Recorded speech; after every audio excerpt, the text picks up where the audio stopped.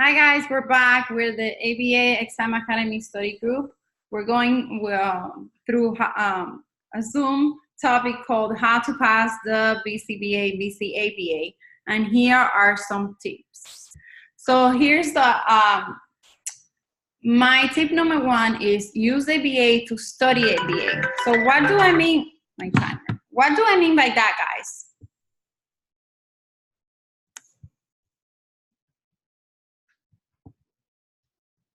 Use it in your life. Use it all day long. Good. I had not thought about that one. I get used to the language, maybe. So use it daily in the language. I feel that at times I'm even talking to my husband or I'm doing things for my kids and I'm constantly thinking about what strategy is that, or what terminology could I have used. You know, like, you got to use it every minute of your life. Awesome. Perfect. Well, I think that covers it. I actually meant this and a little bit more than that. I used what I meant was more like this. I'm going to give you another tip. Think, what would you do if you were your client? Basically, let's use ABA strategies to learn ABA, to pass the test. And I'm sorry. I was thinking that maybe along the lines of like, the studying has to become a behavior. You know, like you have to teach yourself a behavior to get focused to study. Well, yeah, you're right. Studying is a behavior, and that's a behavior that we want to do what? What do we want to do with that behavior? Increase it. Awesome. And that's exactly what we're going to talk about right now. Thank you so much for participating. Yay. That's awesome. Okay, guys. So the first thing I did, thank you, Brooks. The first thing I actually did was I studied the task list F, the portion where it says behavior change. Well, task list F is called behavior change systems, and I studied the part where it says use self-management strategies. And in self-management strategies, I used the Miltenberger. That's the resource that I used. I broke down everything that they had, and they had set goals. These are types of self-management strategies. Why do we need to use self-management strategies to pass the test, guys? What do you think? Stay on track. Stay on track. And what else? Because whose behavior? Brooke said it, right? Whose behavior are we going to manage? Our behaviors. Mm-hmm. So if you're going to, like I always say, we're in the business of, you know, increasing behaviors and decreasing behaviors and doing these things with our clients. So that same thing, we got to apply it to ourselves. If we're able to do, if we're not able, we are the ones who are able to pass this test. Maybe somebody like a physical therapist, they will struggle because they don't have the skill sets to actually implement strategies and behavior plans and things like that to increase the studying behavior. But we do, right? So the specific skill sets that we're going to use is this one called self-management strategies. And the book says 7 types. And actually, if you think about it, in the group that we host, we use almost all of them. So I wanted to go through really quickly why, for example, the strategy number 1 is set goals. Why, what is that one? Give me like 1 example or 2 examples. How can you set goals to pass the BCBA or BCABA? A to-do list, a tracker, a calendar. Use different tools. Okay. Tracker for what? Study hours? I would say so, yeah. Okay. So that's an idea. Self-monitoring, it would be similar. Mm-hmm. So in self-monitoring, I would say collect data on, let's see, mock test scores, right? And that's what we do. Antecedent manipulations. What antecedent manipulations do you use? Should you use?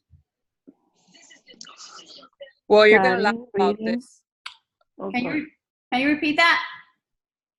Like reading or studying?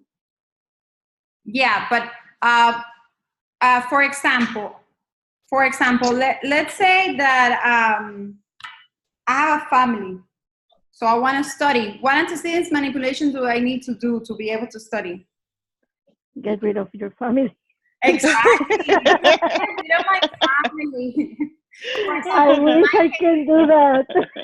yes, Neva, I love your comment like always. It's not my fingers and disappear. That is Well, I professional. wanted to share really quickly something I did. It's kind of funny, but it's an antecedent way to remind myself to read Cooper. I actually got a new little cat for my kids, and I named the cat Cooper. So every time I call a cat, I'm like, oh man, I have to go read Cooper. That is so cool. It's a prompt. Yeah, it's a prompt. Yeah. Mm-hmm. So my kids ask me why I called him Cooper. I'm like, don't worry about it. That's my problem. So Cooper cat. Yep. Cooper cat. Cooper cat. For example, for me to be able to post the mock, I need to make sure that everybody's on sleeping mode, so I can, peacefully conduct the mocks. So for that to happen, I need to do a lot of antecedent manipulations around the house, like making the food on time, etc. Basically, what I'm talking about is before you start studying, or now that you already started, you should take these things under consideration, because that's going to help you succeed in the studying. Another one is behavior contracting. Who wants to talk about that one? And by the way, if you notice, we're already studying for F. We're already studying about self-management strategies. So when F comes around, we know about it. You're going to start studying one setting and you're going to study in another setting, a different setting? And behavior contracting is more about writing. It's a written document. Oh, okay, yeah. I'll forget. Yeah, she got confused with contrast. Yeah. Okay. Yeah. Oh, okay. I didn't hear everything that you had said. But so in that one, it's gonna specify what you're gonna do, right? Mm-hmm. So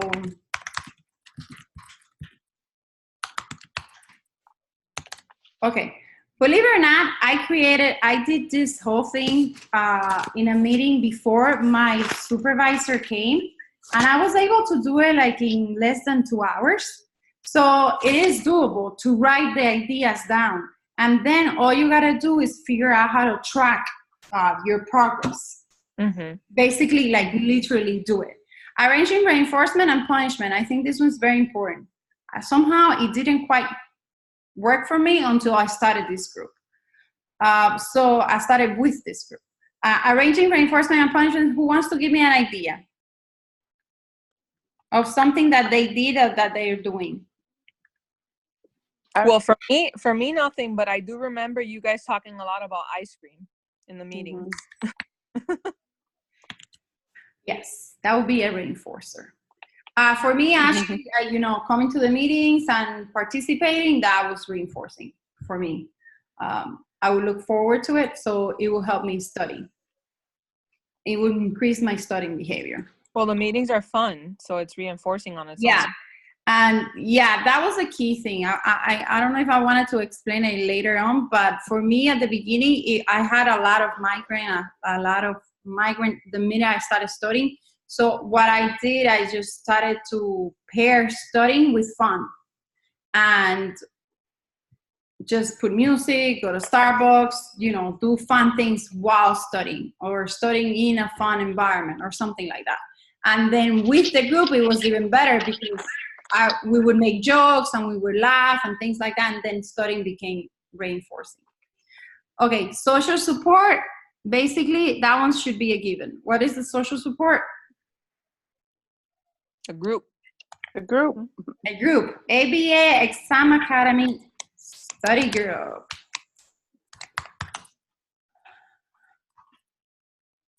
And obviously, a smaller group or anything like that, or a study buddy, like that means, like I think Lara's the one that said it. All of those would be great. But you do need somebody that understands what you're going through. That's 100% important. Okay, self-instructions and self-praise. That one's interesting. In that one, you have to, basically, they said, telling yourself what to do and how to do it. Like, okay, I'm going to wake up, I'm going to do this, this, and that. And I actually did that. Have you ever done that? Yes. Okay. Is that like would that be considered like a task list or checklist?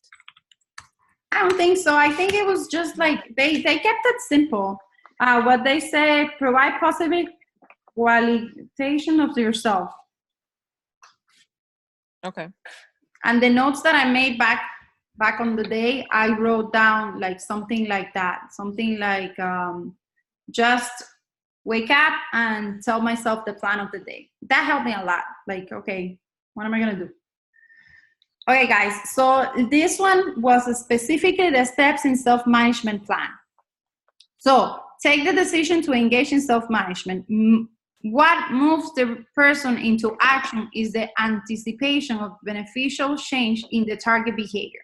And basically that's what he said. And I like that because basically you're going to do what you're going to do if you start anticipating that your behavior is actually going to change. That's why you got to make a plan to know that you're going to be able to follow through with it. Define the target behavior and competing behaviors. This one is important. So what is the target behavior? We already said it, right? Studying more. Increase studying. Increase in studying. And what is the competing behaviors that you guys got? In competing behavior, I think it's a key one. In my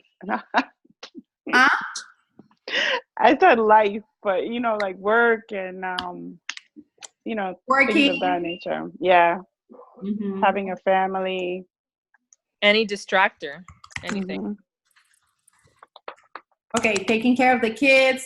So in behaviors, we have studying, and that one we want to define it like reading, writing, attending daily ABA Exam Academy meetings or things like that, right? So we literally, my recommendation for real is for you to literally write these things down and see what your plan is. Instead of, and that way you have it organized in a very scientific, you know, ABA proven style. So set goals, make it public. That one we already talked about it a little bit. So it's long-term goals and short-term goals. For example, take the test.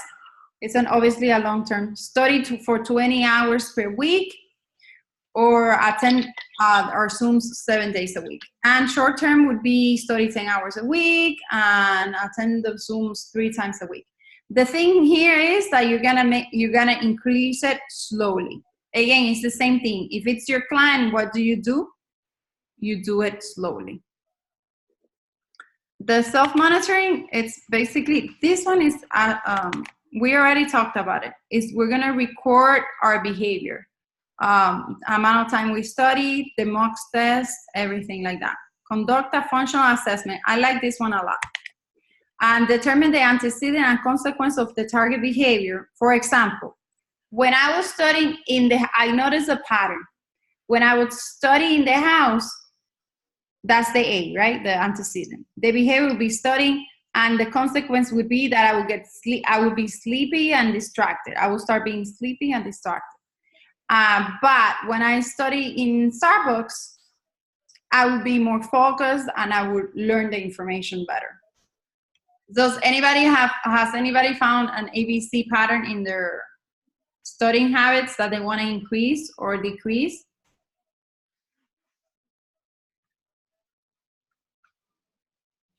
I go to the library a lot. Okay. That works for you. Libraries are required for me. Another one is choose appropriate self-management strategies, arrange reinforcement, target behaviors, and punishments for the competing behaviors. Basically, if you study 10 hours, for example, the reinforcement for me was watching a movie or going out with my friends. If I studied 3 hours, the punishment would be do exercise. I didn't quite do as much as this as I wanted to, not as clearly as I wanted to. Being in the group was the biggest reinforcer for me. Evaluate change is important, and that one is to continue taking that on the target behavior and evaluate it, especially in the mocks. You need to see what's working and how is it improving or decreasing or browse. They reevaluate self-management strategies if necessary. So you gotta evaluate what's happening with the mocks and the behaviors that you're doing to increase or decrease the scores. It's similar to the other one.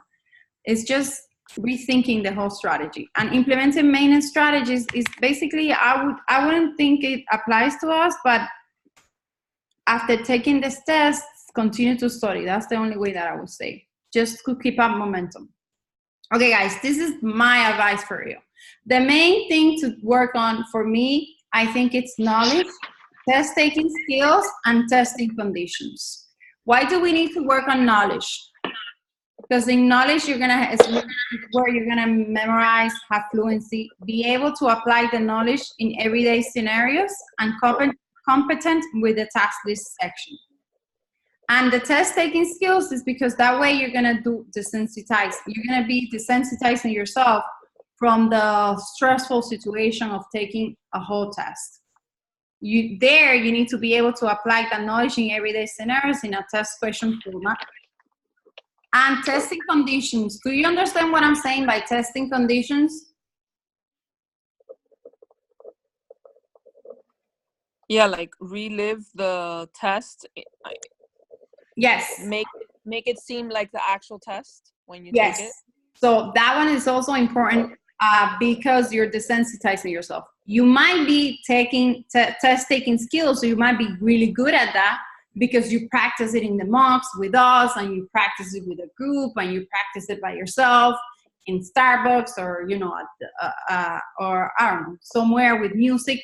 But are those the same test-taking conditions as the actual test? No. So that's why you also need to practice that one. Sometimes we have the knowledge, but we don't have the testing conditions. We cannot, we're not good at dealing with the testing conditions. So in there, it comes to be able to apply the knowledge in everyday scenarios in a test question format at a test center. So you see how it builds up? That's my thought. Okay, so the knowledge part is, for me, number one was active participation in ABA Exam Academy live meetings. Create your own mock questions. I cannot emphasize this one enough. Write the book name and page number on each question. And from there, you can create your own either SAFMETs or Quizlets or Kahoots or PowerPoints or visuals. Ideally, if you create it by yourself, then you learn better and you learn more and you gain fluency.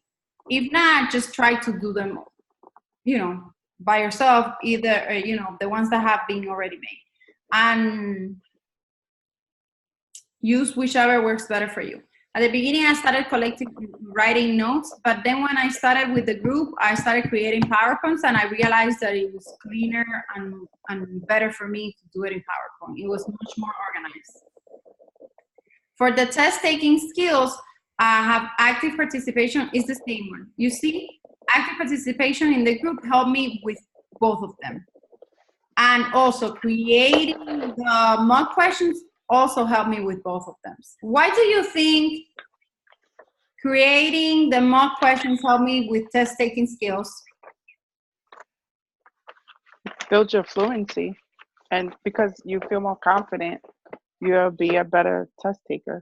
Exactly. And when you're writing the question, here's the thing. When you're writing a question, I realize that you're forced to discriminate between what's right, what's the right one, and what's the wrong one. Because usually you just don't put random choices. You put the choices that are very similar so that people... And it forces you, if I may add it forces you to go look for the information, make sure you're giving accurate answer and correct one.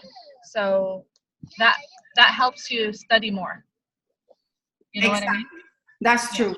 Also, let me see if I can add it here.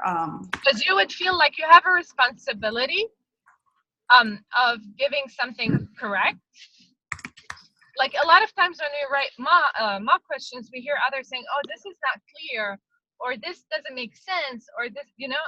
And so it forces you to go and read more and make sure you have every term well defined and like picked and placed in the right place. Yes, and then it also helps you think how the test makers are thinking, sort of. Right. I was gonna say that Yes. it puts you Yes, that's true. in perspective. To get it correct, completely correct, something like that. I'll fix it later. And it puts you in the perspective of the test maker. It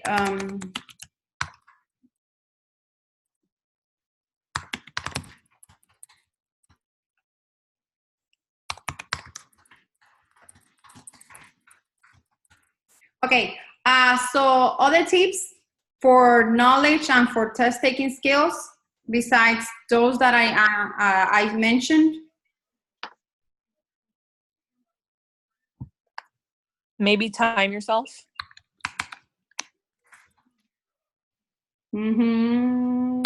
That would be for test taking skills, right? Collect data on time. I was thinking for conditions, yeah. Oh, yeah, conditions is not there yet because I couldn't fit anything. I'm just saying for test taking skills. But for test taking skills, also time yourself. I can do that and add it in the other one. So, while taking tests, right? Mm-hmm.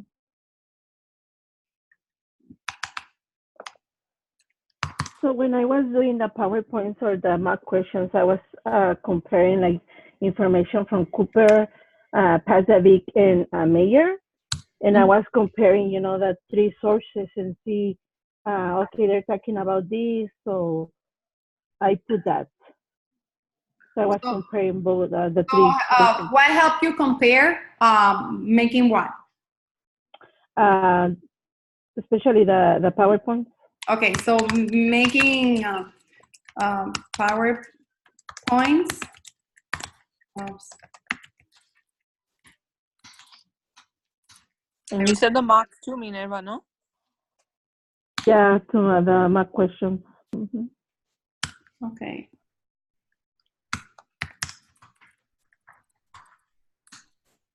Oh my goodness, I read it so fast and I'm just gonna fix it later, I think. Mosh Consult helps you compare from different books, right? From sources, yeah. Okay. I'll leave books and then I'll put sources. Okay, perfect. Anybody else? Any of the new people want to say anything? Do you recommend timing yourself with every mock? I think it's necessary. Actually, yeah, I do it all the time. I used to do it all the time. Yes. All right, good. And I will also collect data on my test taking behavior. I want to talk a little bit more about it later, but let me do this one. Test taking conditions. The minute I got out of the test, I was like, okay, if I don't pass this test, I know what I'm gonna do for next time. I realized that I needed to work more on test taking conditions, like desensitize myself from it. So take a 150 question mock. I did this one in one sitting, no stopping to look at books. I did this step that I'm telling you, and collect data on time spent doing tests. I think this helped me a lot to prepare me for the test. And I hated to do it, to tell you the truth, because I would have to put aside 4 hours of my day just to take them off. And you know how hard that is. But that was the only way that I really think that I was able to get myself used to sitting for 4 hours in the actual exam. Another one was the tip that Lara gave us, that I think Nadia and Lara both talked about it, and I think it's crucial, but I didn't do it when I was practicing. Use a countdown device to know how much time you have left. Do not use the regular clock. So, Lara, what was it? You break down. Yeah, so I had a countdown. Sorry, I hope you're hearing me. I'm driving. Countdown, guys, a little bit.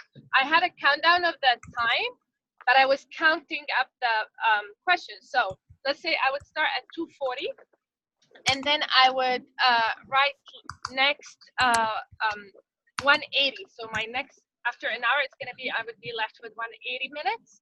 So between 2:40 and 180, I needed to do 40 questions.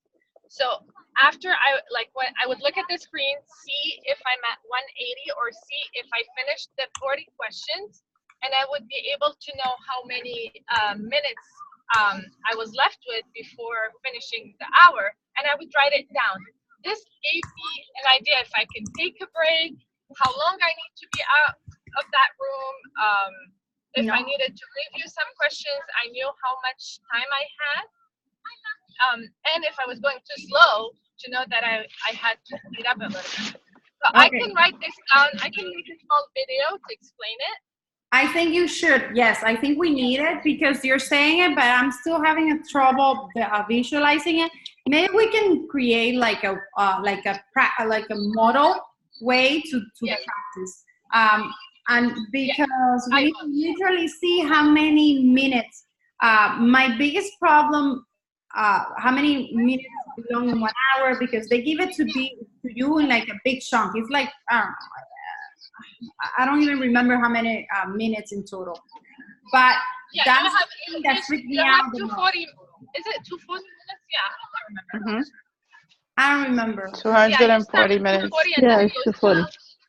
Yeah, and then it goes down. So you start that amount of minutes. And I don't know if there is a clock in the room or not. No, there's not. That's the thing. That's why I was really having a hard time, because I was like, oh my God, I'm taking too long. No, I'm good. No, I'm taking too long. And that's why this helps a lot. A lot of time. I had 45 minutes left. Just because I was able to track my time, and I was left with 45. I went and I looked back at all the flagged questions. Okay, guys, so that one is really important. I know for me, it was very difficult. I think for the first 20 questions, I was very into, oh my God, am I going fast? No, I'm not going fast enough. The question is short. I should read it faster. Let me stop. And then I wouldn't actually concentrate on it. And it threw me off completely, because I was not expecting to have that reaction. Especially, I didn't have a clock. I couldn't look back.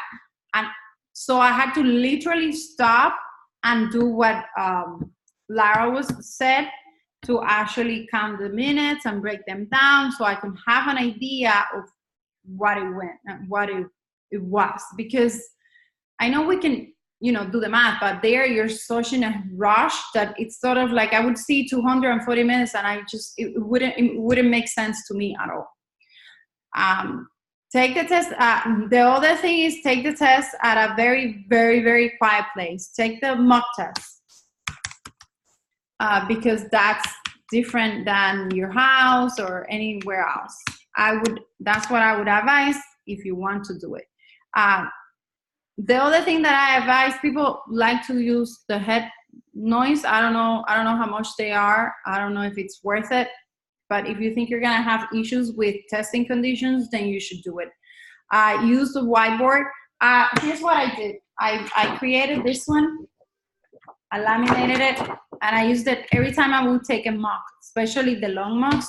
And to tell the truth, I realized that my testing behavior, my pattern was that I did not feel comfortable writing ahead of time like Lara did, like writing the concepts and everything ahead of time. Every time I would try to do it in a mock, nothing would come out. And I'm like, oh my God, I'm gonna freeze in the test. I'm not gonna be able to do it. So I said, you know what? I realized that that's not gonna work for me. So I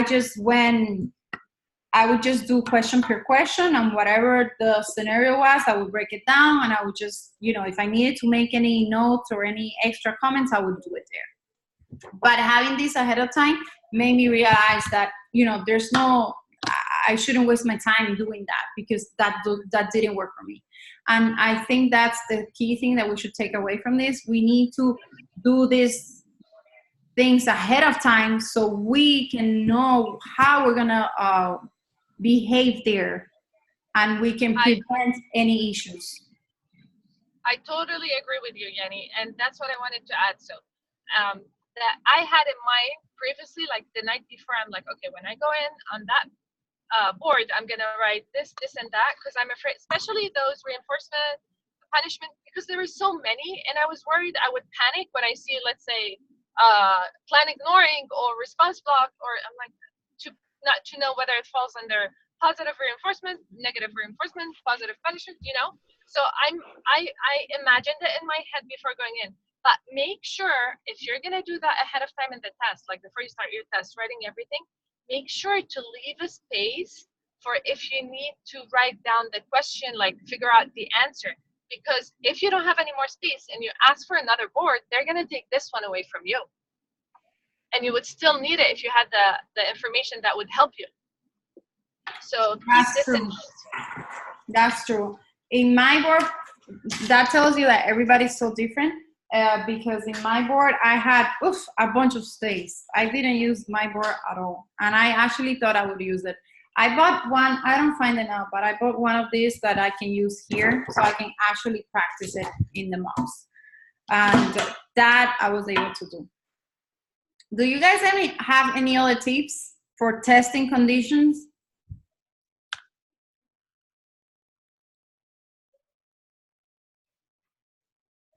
You mean in the test or before, Yenny? No, for whichever. Whichever. I'm just wondering if any of the new people or anybody else needs to share anything else. It's just during the test, it's important, other than keeping calm, to get out of that room, even if it's only for a minute. Figure out if you start feeling that you're starting panicking, or that you're starting feeling that you're not answering correctly, that means you're getting tired. Take 2 minutes, and this will help you when you're tracking down the time and how many questions you covered. Take 2 minutes, go outside, drink water, walk a little bit in the hallway, and then come back in. Trust me, this is going to make a difference. Okay. Thank you, Lara. We have 2 minutes, and I had a lot of more slides, but I was glad to have the participation of Lara and Daphne and Nadia. I wasn't sure who was going to be able to make it, but I'm glad they made it. We can stop it here, and another day I'll record the rest, just in case somebody else wants to know more information. I can do it now if you want to, but it might be late for most of you.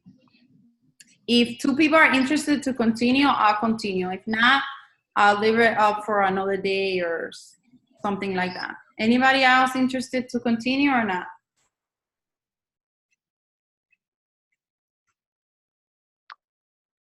I'll take that as a no. Thank you very much. I wanted them to answer the one. I mean, for me, it's the same. I already took the test, but for the others, trust me, it's really important. So if you you can't pay attention anymore now, you want it later, that's okay, right, Yenny? Yes, this is our study group schedule, and I wanted to go over it, but we have less than a minute. So basically, it's very important to know the how many questions they are, because we need to focus on the ALAT, which has 26. And our study group this is the schedule. We're gonna post it later on. And thank you so much for coming. Just remember, I think we said a lot. We appreciate your participation. Remember to go to YouTube and subscribe, Facebook page and website and all of the above. And thank you so much, guys. Thank Can you. I add one more thing? Thank you. Please Thank hang you. on with that group. I want to add one more thing. Hang on with that group. Trust me, you're going to benefit more than you ever thought you will. That's from a personal experience. I thought I wouldn't benefit, but I was completely wrong. This is the best decision I took. And it was free. So Aw. It was. I promise. Hang in there. You're going to learn a lot. Okay, guys, this thing is not turning off. So I'm going to talk until it goes off because